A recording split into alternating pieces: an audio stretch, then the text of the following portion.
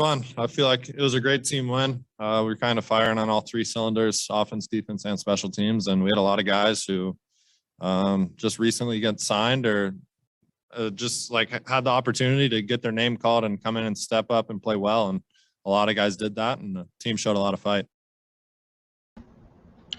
That was Texans quarterback Davis Mills yesterday after he engineered yet another upset win for the Texans as they hung 41 points on the Chargers to get their fourth win of the season inside NRG Stadium. Good evening, everybody. Welcome once again to the Fox 26 Sports Stream. We do it every Monday just after 7 o'clock right here on a wide array of platforms. You can find our YouTube channel. Just go to YouTube, search Fox 26 Houston. You can go to our Facebook page. You can find us on Twitter and, of course, on our website, fox26houston.com. As always, I'm Sal Manine here with you for the next half hour. We'll talk Texans. We'll talk the progress Davis Mills has made in his rookie campaign.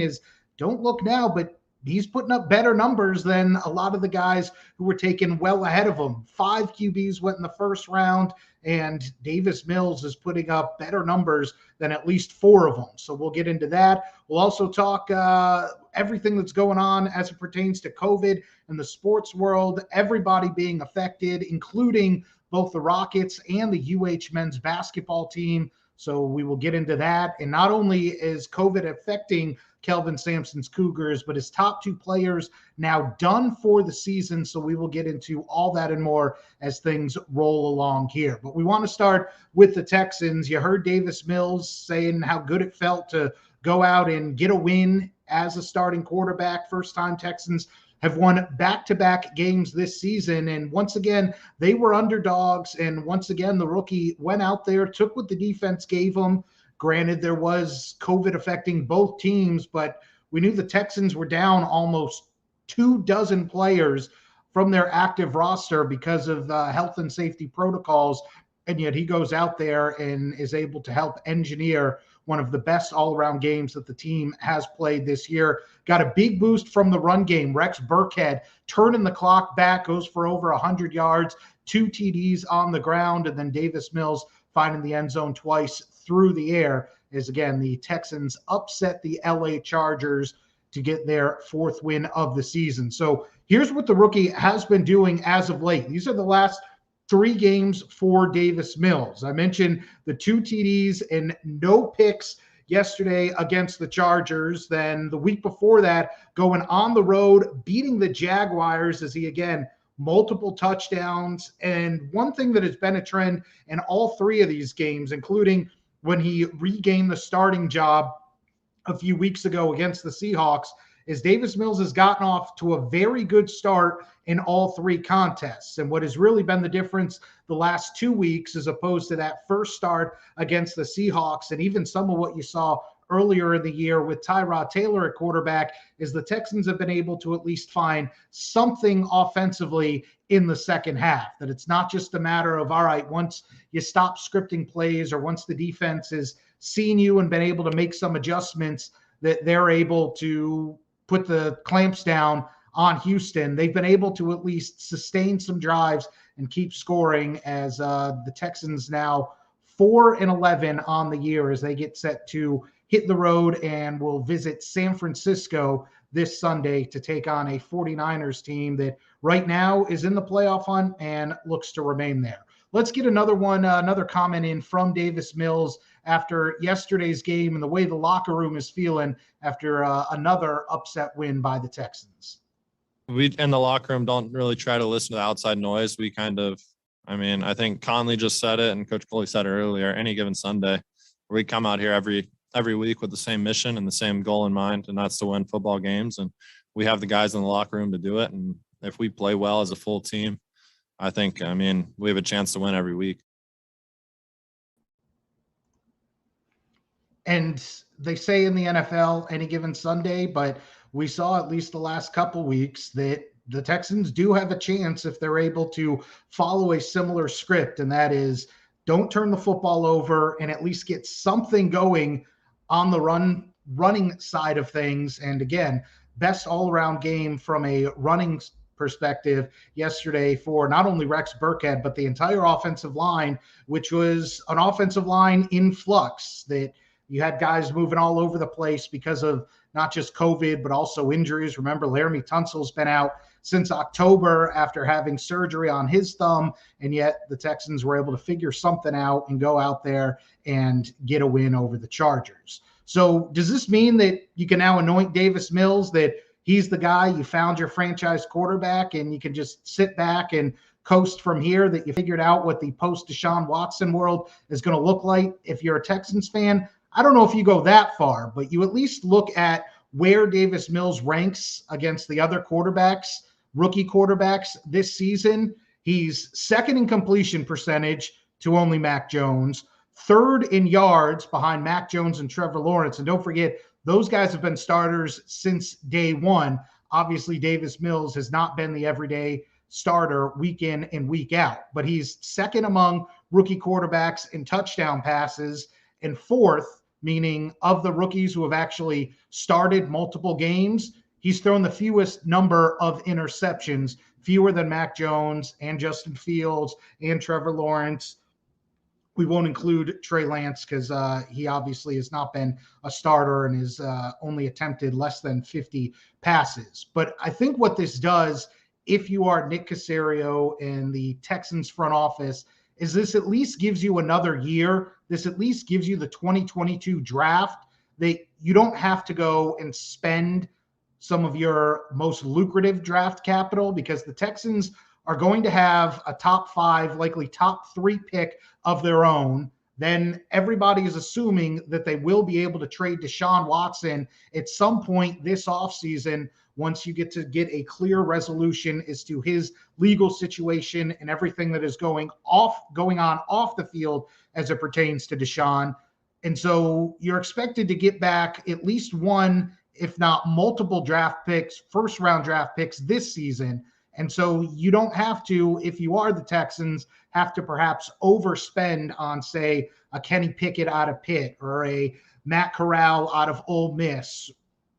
Guys who everybody in the NFL and all the different scouts and people who, kind of project where they think quarterbacks are going to land as pros, nobody seems to give super high grades to the QB crop coming out of college this year. And so if you're the Texans and you, let's say, do remain at number 3, which is where they are in the draft right now, you can just go best available. Or maybe you try to trade that pick, move back and get some even more selections, because as we've talked about ad nauseum, you have so many holes on this roster that you need to fill, so much depth that you have to build, try to make this roster not only talented, but younger, cheaper. And you can do all that without having to worry about, well, did you give up too much to go get Malik Willis out of Liberty at, say, 3 or 5 or 8, when maybe he's probably has more of a second or third round grade, whatever the case may be. I know Todd McShay from ESPN in one of his latest mock drafts still had something like 4 or 5 quarterbacks going in the first round. And yet he qualifies and says, if you grade them just on what they bring to the table, they're probably not first round talent quarterbacks. They don't come in with the same type of pedigree as, say, Trevor Lawrence last year, certainly not a generational talent like Andrew Luck almost a decade ago. So if you're the Texans at this point, you've seen enough from Davis Mills that maybe he is, or maybe he isn't the franchise, face of the franchise. He's the guy around who you're going to build your offense for the foreseeable future. But at least for 2022, you can go into the season and say, all right, he is going to be QB1. And if you want to bring in a cheap veteran on a cheap or relatively cheap contract to give you some depth and to be the backup, you can do that, but you don't have to worry about perhaps overpaying for a journeyman to come in and be your starter next year. You at least have seen enough from Davis Mills that the QB situation, at least for 2022, because again, this is going to be a multiple year project trying to rebuild this roster and turn it into one that can eventually make the playoffs and maybe perhaps one day actually make it to a conference championship game. So while that's all going on, you can at least rely on Davis Mills, and who knows, maybe he keeps progressing. And there was don't forget, he was the number one quarterback coming out of high school in 2017, higher than guys who were at the Elite 11 and went on to play in the SEC, and Sam Ehlinger from UT, Tua Tagovailoa, who before his injury at Bama was considered a generational talent. Davis Mills was ahead of all of them. And so maybe he does turn into a franchise cornerstone. But for right now, if you're a Texans fan, you can at least feel a little bit better about the many questions that have to be answered going forward, at least for who's going to hold down the reins at quarterback right now. It looks like the kid from Stanford is showing you just enough. Since we are talking QBs and the NFL, we do want to point out, as it pertains to the Texans, who I mentioned will be visiting Levi Stadium in the Bay Area this Sunday to take on the 49ers. Ian Rappaport from NFL Network reporting just a couple hours ago that Jimmy G has a chipped bone and a torn ligament in his right thumb. That is his throwing hand. His status is in doubt for the weekend. He is going to try to gut it out, per Ian Rappaport. But they are going to, of course, reevaluate him once they resume practices on Wednesday and see where things go from there. We also don't know how COVID may end up affecting both the Texans and the 49ers. Houston did put 3 more players on the COVID list today, and so we'll see if they're able to test out in time if they end up getting those negative tests before they get to Sunday. And again, we all heard the news throughout the entire world that the CDC has updated its guidelines in the wake of the Omicron variant. And if you're asymptomatic, they're saying, and you test positive, now they're saying you only have to quarantine for 5 days. And per ESPN, a memo has been sent out to the NBA saying that now fully vaccinated players and coaches can test out of quarantine after only 6 days, as it used to be 10. So you don't have to wait more than a week if somebody does test positive. I bring that up because the Rockets have 4 players who are in health and safety protocols right now. Steven Silas announcing before tonight's game that Jayshawn Tate, Garrison Matthews, KJ Martin, and DJ Augustine all currently unavailable in health and safety protocols for Houston. So we will keep an eye on just when any of those guys become available. And this is a busy week for the Rockets. They're on the court right now in Charlotte, and things are not going well. They just got underway in the second half with 9 minutes left in the third. Houston down 20, 74-54. We'll, of course, have those highlights for you tonight on Fox 26 News at 9. But not only do the Rockets not have these 4 guys tonight, Steven Silas says that Kevin Porter Jr. and Jalen Green are not going to play. He's holding them out as they recover from injuries because it's a back-to-back for Houston. They return to Toyota Center tomorrow night to take on LeBron, Russell Westbrook, and the LA Lakers. So the Rockets dealing with COVID like so many teams in the sports world, and dealing with a tough schedule because not only do they play tonight and tomorrow, but then they got another back-to-back this weekend when they play Friday, Saturday again, and both against contenders. The Miami Heat come to town, and then the Denver Nuggets after that. So certainly not a time to have at least 4 of your regulars out of the mix and unavailable. So we'll see how the new COVID protocols in the NBA affect the Rockets and if they get any players back before the end of the week. David Culley, I should mention, since we talked Texans, did say that they don't know if any more players will be added to the COVID list or who they will get back until later in the week. He did say this morning that as far as he knew, they were not doing any more additional testing. Remember, now the NBA and the NFL have changed the rules that if you're fully vaccinated, they're not testing asymptomatic individuals. So unless somebody starts reporting feeling sick or feeling some of the symptoms, if you're fully vaccinated, they're not testing you. So that's where we are on that front with the Rockets and the Texans. And since we're talking COVID, let's talk about probably the best sports team in Houston right now, because obviously the MLB is on hiatus, and that's the UH men's basketball team, who was supposed to be playing their conference opener tomorrow night against Cincinnati inside the Fertitta Center. That game has been postponed because of COVID issues with U of H. It wasn't just a matter of COVID, but they were already down several players as a result of injury. But Kelvin Sampson said this morning that the Cougs have had 10 individuals within the program. He couldn't specify who, but 10 players, coaches, personnel, people who are in and around the team day in, day out, 10 individuals tested positive so far. So they've had to postpone their conference opener tomorrow. Coach did announce, and then the American Athletic Conference sent out a release a short time later that they changed the rules like so many other college conferences have done, that if a game doesn't happen as a result of COVID, it's no longer seen as a forfeit. Up until this morning, when UH actually had to pull out of the Cincinnati game last night, it was going to go down in the books as a loss for the Cougs and a conference win for Cincinnati, but they've changed that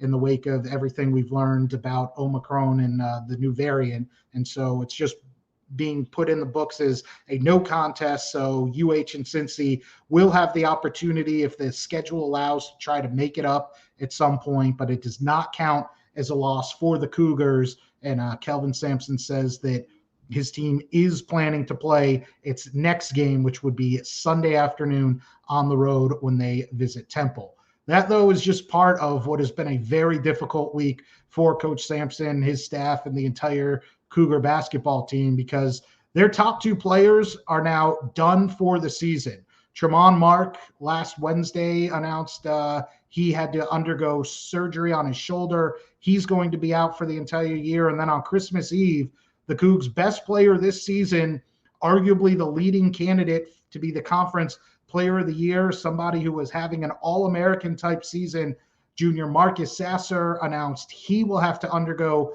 surgery on his right toe, and his season is done for 2021-2022. And just to give you an idea of what the Cougs are missing without Sasser and Tremont Mark, it's not only that they do a little bit of everything, but they're the ones who make everything go for the Cougs. More than a third of UH's scoring output comes from Sasser and Mark. And keep in mind, Tremont Mark's numbers probably would have been a little bit better had he been healthy from the get-go, because he only played in 7 games so far this season before he had to shut it down. And even then, when he was playing, not necessarily playing the big minutes you would typically expect, and that we saw him play as a freshman last year in UH's run to the Final Four. But even still, you're talking about 10 points, almost 2.5 boards and assists, and 1.5 steals from Tremont, and then Marcus Sasser, who is the leading scorer on the team, their best three-point shooter, and he was making almost 44% of his threes, shooting a high volume. He had shot more than 100 three-pointers and connected on 43.7% of them, and that is now 2 giant holes that UH is going to have to try to fill. And here's an interesting one from ESPN. Myron Metcalf ran the numbers on this. This is just how big a loss Marcus Sasser is for the Cougs. When he has been on the court this season, they were averaging 116 points per 100 possessions, and as a team, making better than 41% of their three-point attempts. Whenever Marcus Sasser was not on the floor, that number drops 11 points per 100 possessions, and the three-point shooting just tunnels downward to only 27.1% of three-point makes. So that is a glaring hole that now the Cougs are going to have to find some way to try to overcome, with Marcus Sasser and Tremont Mark unavailable for the rest of this season. When our sports director, Mark Berman, spoke with Marcus Sasser over the weekend about the devastating news that he's going to have to shut it down for the rest of the season, one of the things that Marcus said is the culture of U of H will prevail and will help make up for the loss of he and Tremont Mark. Mark Berman asked Coach Sampson about that this morning, and here's what Kelvin Sampson had to say. That's debatable. Overcome. Culture don't score points. That scoreboard's up there for a reason, Hoss. I believe in our culture, but it's tough to replace Tremont and Marcus. Just their talent. Those two talented kids.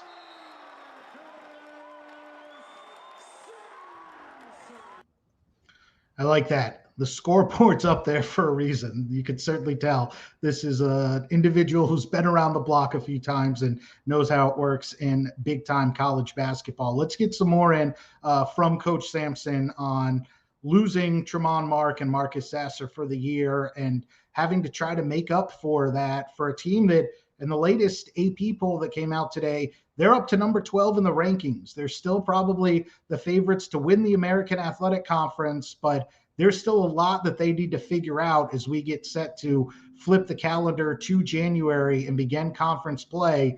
If anybody can do it, Kelvin Sampson and his staff are certainly on that short list of coaches and teams that can try to overcome losses like this, but it's much easier said than done. And the Cougs have a long road ahead of them if they want to try to get back to closer to what their ceiling was before losing the likes of Mark and Sasser.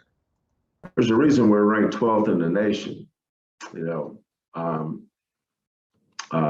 The team we have now is probably not a top 12 team, but the team we had certainly was. That was a really good team. I knew how good it was.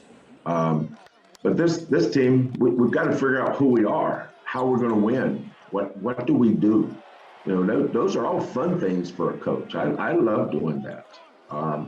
You won't see anybody in our program pouting or holding their head down or throwing in some kind of a white flag. As a matter of fact, we're going to throw a flag, but it's going to be red. That's called a challenge flag.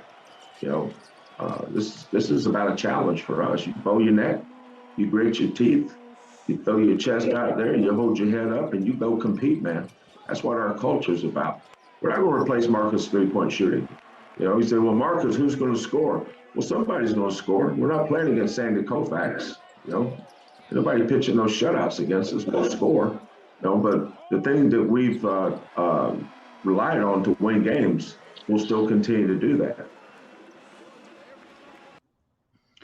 So again, the Cougs are planning that if they're able to get the few guys back from injury, is they're anticipating by the end of the week that they will have enough healthy scholarship players to go up to Philly and play Temple on Sunday afternoon. We should point out that among the other changes that the American Athletic Conference made today, not only does a game that doesn't get played as a result of COVID not count as a forfeit and is a game that teams can try to make up if their schedules allow it, they did implement what's called in college hoops the 7-1 rule, meaning if you have 7 scholarship players that are not on the COVID list and at least one healthy coach, you have to play the game. So you can't just say, oh, well, we got a few guys who are out with COVID or our coach is sick, we can't play. If you have 7 healthy bodies and one healthy coach, you have to go out and play the game. Otherwise,